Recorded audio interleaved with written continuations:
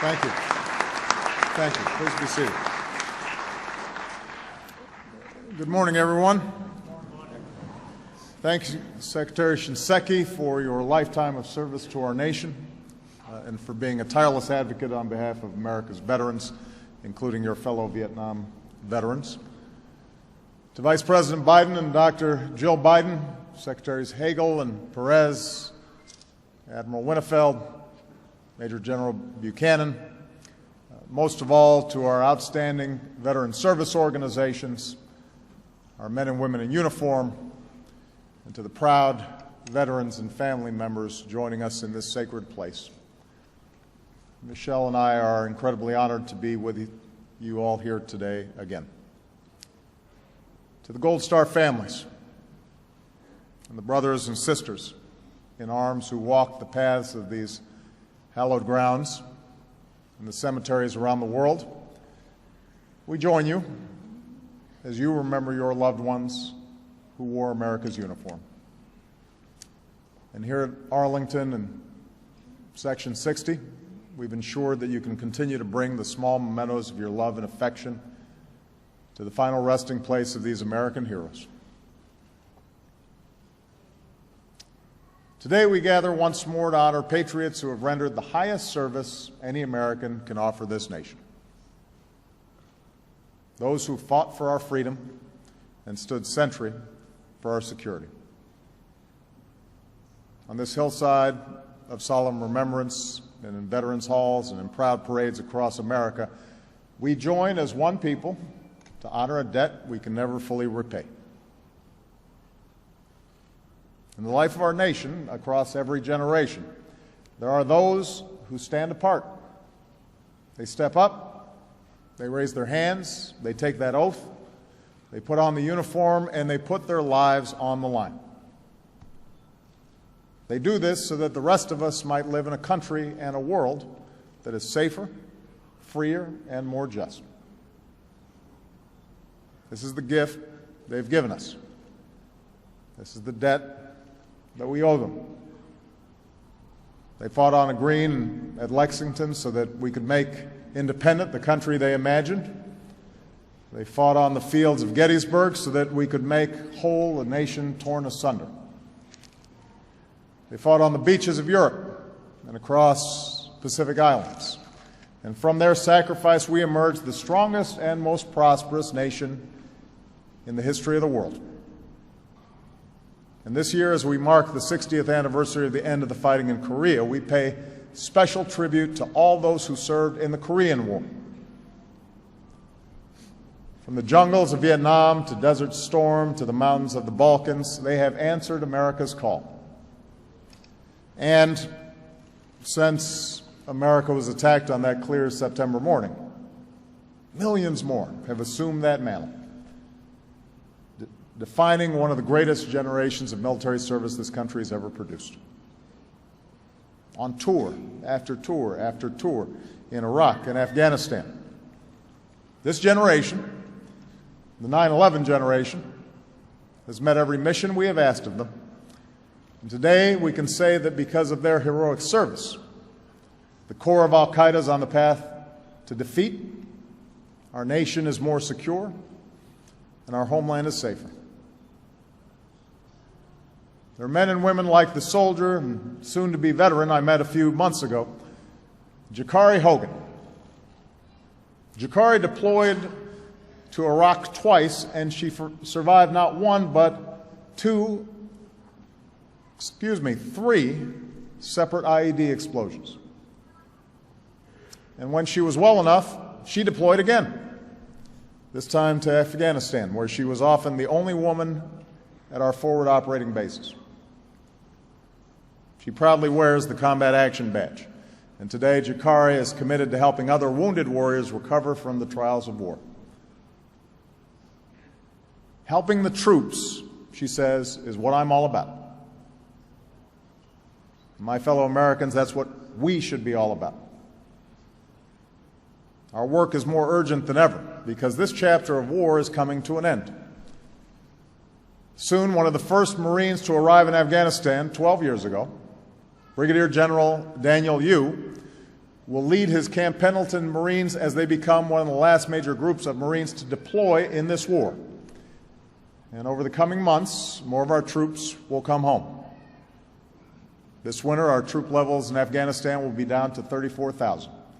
And by this time next year, the transition to Afghan-led security will be nearly complete. The longest war in American history will end.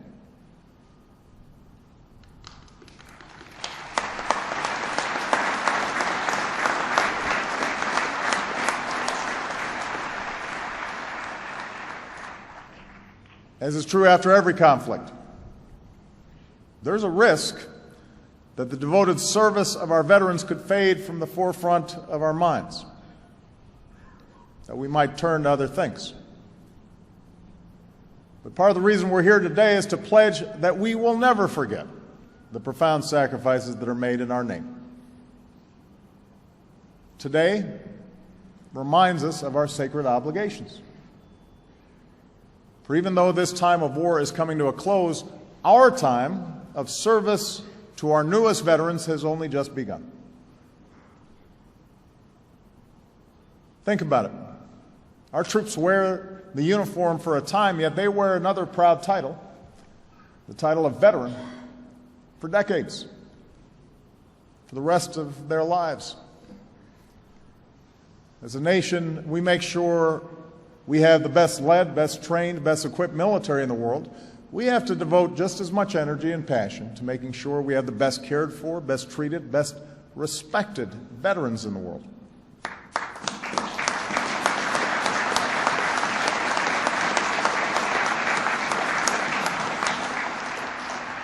So when we talk about fulfilling our promises to our veterans, we don't just mean for a few years. We mean now, tomorrow, and forever. And not just for generations past, but for this generation of veterans and all who will follow. And that's why, as Commander-in-Chief, I'm going to keep making sure we're providing unprecedented support to our veterans. Even as we make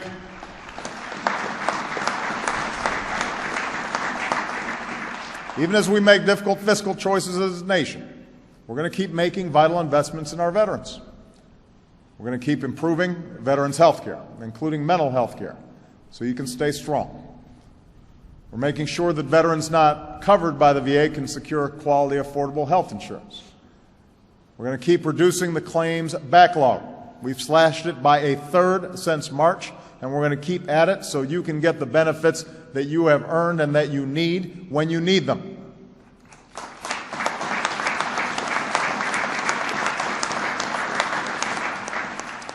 We're going to keep helping our newest veterans and their families pursue their education under the post-9/11 GI Bill.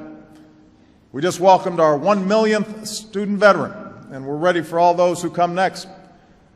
And we're going to keep demanding that the rights and dignity of every veteran are upheld, including by pushing for the Disabilities Treaty so that our disabled veterans enjoy the same opportunities to travel and work and study around the world as everybody else.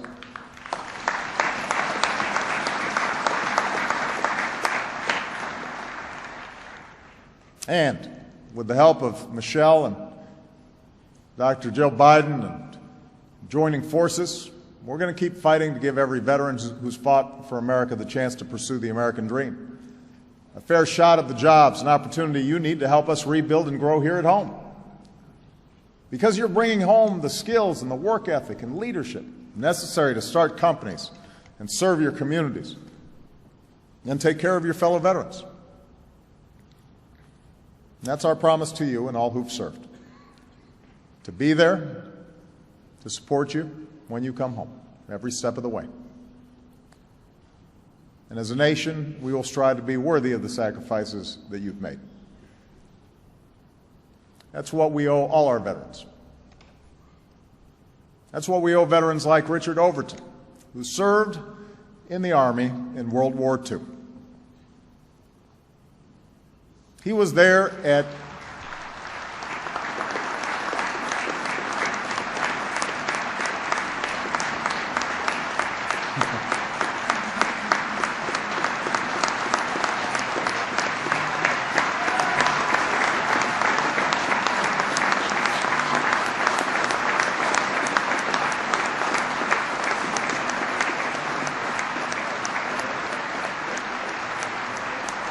Now, everybody, I want you to know a little something about Mr. Overton here. He was there at Pearl Harbor when the battleships were still smoldering. He was there at Okinawa.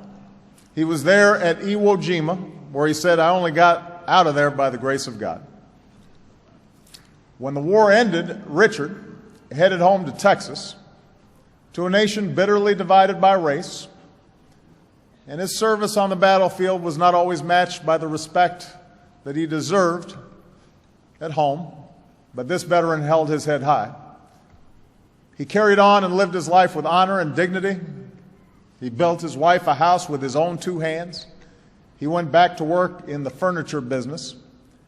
In time, he served as a courier in the Texas state capitol, where he worked for 4 governors and made more friends than most of us do in a lifetime.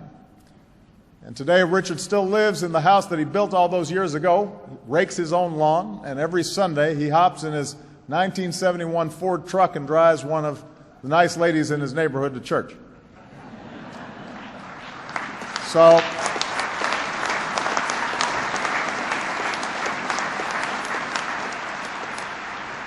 this is the life of one American veteran living proud and strong in the land he helped keep free.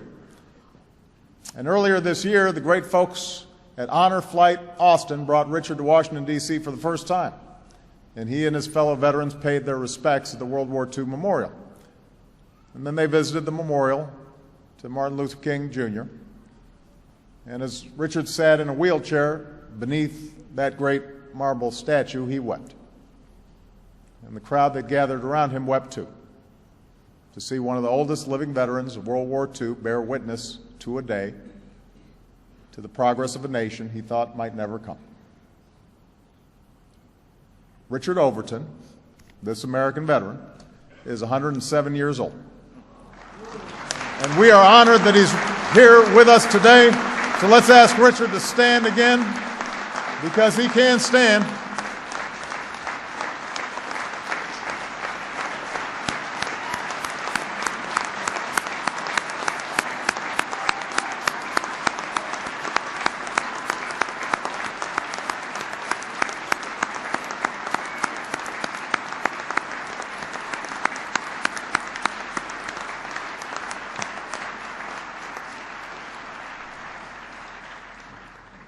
This is how we'll be judged, not just by how well we care for our troops in battle, but how we treat them when they come home, and by the America we build together, by what we do with the security and peace that they have helped grant us, by the progress that allows citizens from Richard Overton to Jakari Hogan to play their part in the American story. Today, our message to all those who've ever worn the uniform of this nation is this: we will stand by your side, whether you're 7 days out or, like Richard, 70 years out. Because here in America, we take care of our own. We honor the sacrifice that has been made in our name for this nation that we love. And we commit ourselves to standing by these veterans and their families for as long as we're blessed to walk this earth. God bless you all. God bless our veterans. God bless our men and women in uniform, and God bless these United States of America. Thank you.